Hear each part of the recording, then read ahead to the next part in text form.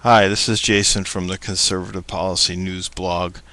Um, this is going to be a quick video, I hope, and I just wanted to use this video to point out how people from the left, despite their academic credentials and their intellectual bona fides, really kind of try to distort history and poison the contemporary debate with misinformation.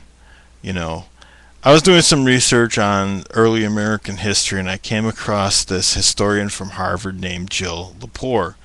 Now, she wrote a book called New York Burning, which is supposed to be this great history book about these riots in the 18th century, colonial America. Um, Essentially, I think it's sort of what I read about it. It's sort of one of these. It's a postmodern history that tries to detract from the actual source material she finds, because the source material doesn't paint the narrative she wants it to paint. In that particular book, I guess it was the question of whether there was this broad conspiracy afoot in New York City, and the source material said that there was, and she tried to discredit the source material and find other reasons for, I guess, events that happened, where people were burned and there was some fighting and rioting. So you see where she's coming from. So anyways, I was looking up some more of her work, and she wrote an article about healthcare in the New Yorker, and it's called Healthcare Hopes from the 1910s. Now, she obviously comes down on the side of, healthcare reform, but as a historian, she wrote this small little article in the New Yorker showing how far back the fight for healthcare reform actually went. And she says, and she writes about the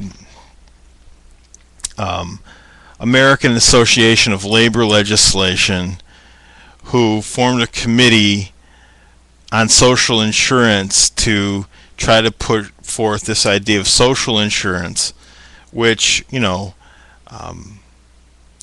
also probably would include like a form of government-run healthcare.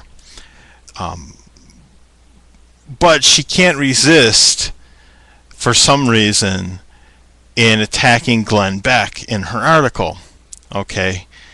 She says, don't forget the 1910s.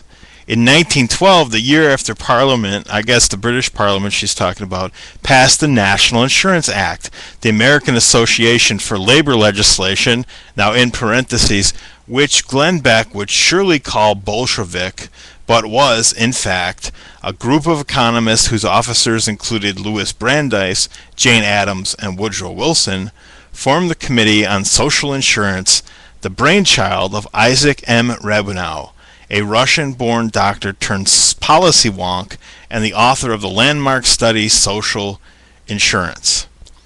She's recounting the history, and she completely, I mean, I don't know if anybody watches Glenn Beck that's watching this video, but she's being dishonest about what he says about, I guess you want to call it, the historical left. He acknowledges that the progressive movement is what it was. It was the progressive movement.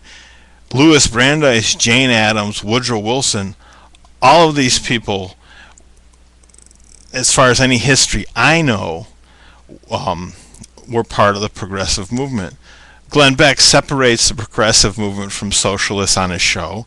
He's not dishonest about that. Although, the truth is, in history, socialism and the progressive movement had some common goals. But here's the thing. She says Glenn Beck would call the American Association for Labor Legislation Bolshevik. Now, is she mocking him because he would call it a socialist organization, or is she mocking him because it would be inaccurate to call progressives or socialists Bolsheviks. I don't know. I'm taking it that the common leftist interpretation is that, the right is reactionary and calls any social reform movement in the United States a socialist-inspired movement. That's a common tactic, right? But here's the thing. She talks about the committee that all of these people were part of, formed by, or that was the brainchild of Isaac M. Rubinow, a Russian-born doctor turned policy wonk, and author of the landmark study Social Insurance. Now, I did a little research on Isaac Rubinow, and it is not a fallacy to call Isaac Rubinow a socialist if, in fact, anybody ever brought up his name, not even to mention Glenn Beck, and called him a socialist. It's absolutely not inaccurate to call him a socialist.